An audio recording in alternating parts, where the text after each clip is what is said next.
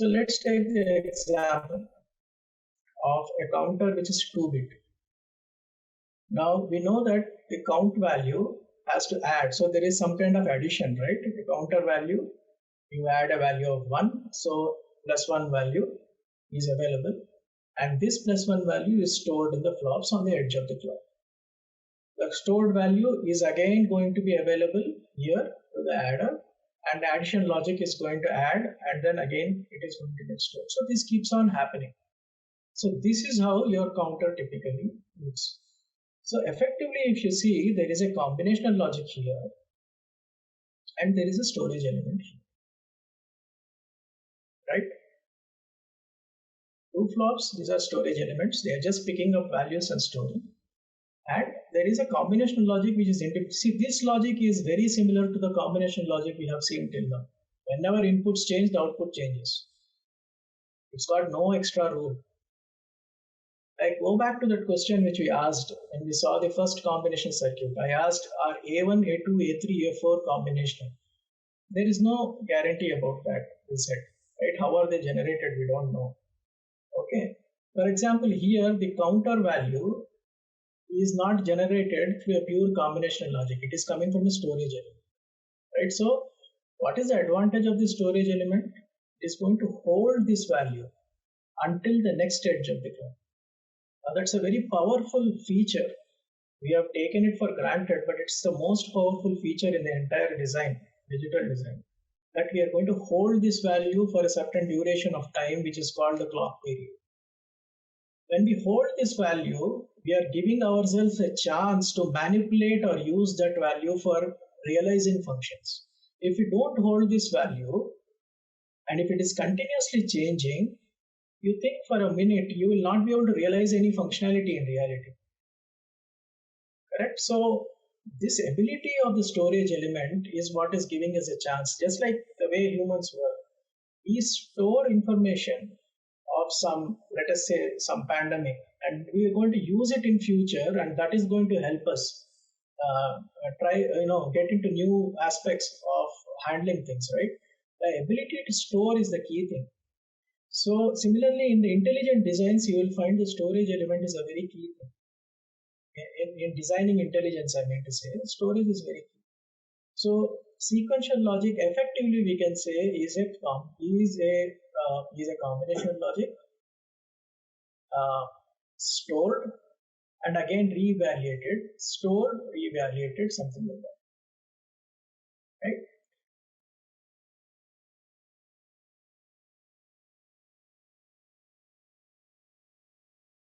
So let's come back to our favorite piece again. We said all designs are combo flop. Now you will understand that the combo flop piece, this together could be a sequential logic that you are implementing in this piece, right? So we have looked at combo, and then we have said that sequential logic is nothing but a combinational logic which is stored and re-evaluated back. I am not giving any lines here from the flop and coming back. There will be a lot of possibilities that some flip-flops are driving this combo too, for example. It need not be these flip-flops only. So any data that comes into combinational logic, you will realize that it either comes from the flip-flops, which are storage elements, or direct inputs, which are coming from outside. There is no other source for this combination logic, right? Inputs have to come from storage elements.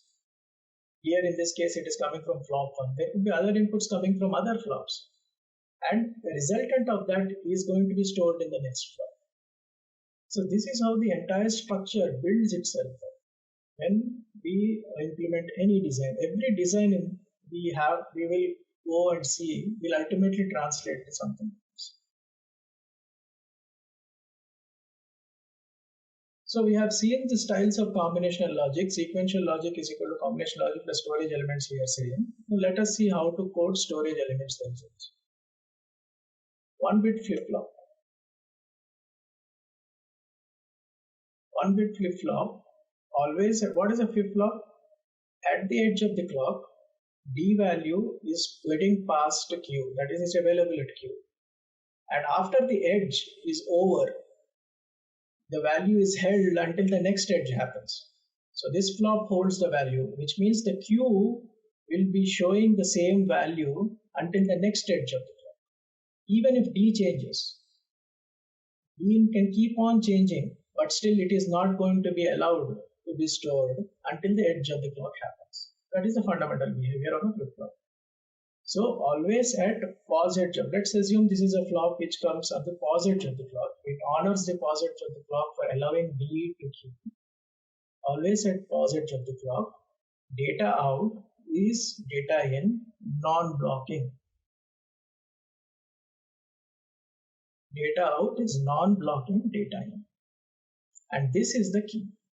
This non-blocking is the key here. Not only is it at the edge of the clock, data out is picking up data in, but it's a non-blocking assignment. Now remember one thing, the usage of non-blocking is more in the context of simulator. It's got nothing to do with synthesis. It is more in the context of a simulator. The way the non-blocking expression, we said that the non-blocking is what? The value of the RHS is picked up and it is assigned at the end of the simulation cycle, we said, right? So that ability is what creates the functionality of a flip-flop. And that is needed for the simulation aspect of it. If you go and synthesize, for example, data out, non-blocking data in, or data out is equal to data in without non-blocking, synthesis tool is going to give you a flip-flop an experiment. But this non-blocking is going to ensure your simulation results at the RTL versus the results at the gate level, there is no mismatch. It's going to ensure both are equally the same effective. Okay, we will keep coming back to that.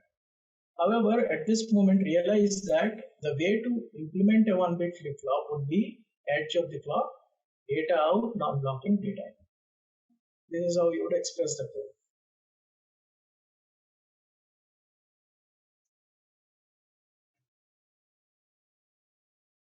Now let's look at 1-bit flip-flop with synchronous reset.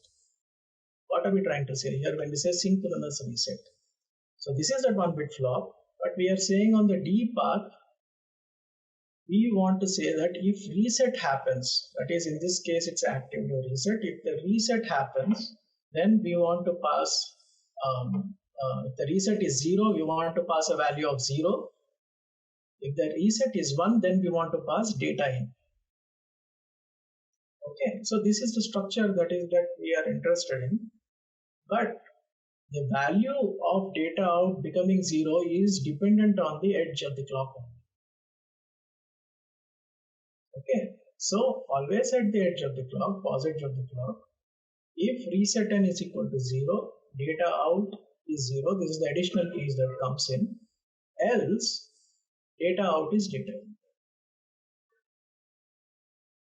Right, so this will be a function of a flip-flop which is going to take a value of 0 when reset n is 0 and active in this case. If reset n is not active, then it's going to allow the data in to come. So here the flop is getting reset, that is 0 synchronously, that is allowing only on the edge of the clock. Even if reset changes after the edge of the clock or somewhere in between the clock cycle also, nothing is going to happen. It's going to be evaluated again at the next edge of the clock and then honored. Yes, reset is nothing to do with the flip-flop reset, right? Is it just a reset as a data? Okay, so let's come to that point. See, flip-flops are multiple types that are available. Okay, not all flip-flops need to have a reset. There are flip-flops which do not have a reset also. They will just have a D, clock and Q. And they are useful, mind you, because the size of that flip-flop will be lesser because the reset function has been eliminated from it. So typically processor designs and all that, they don't want a asynchronous reset flip-flop, reset flip-flop just like that.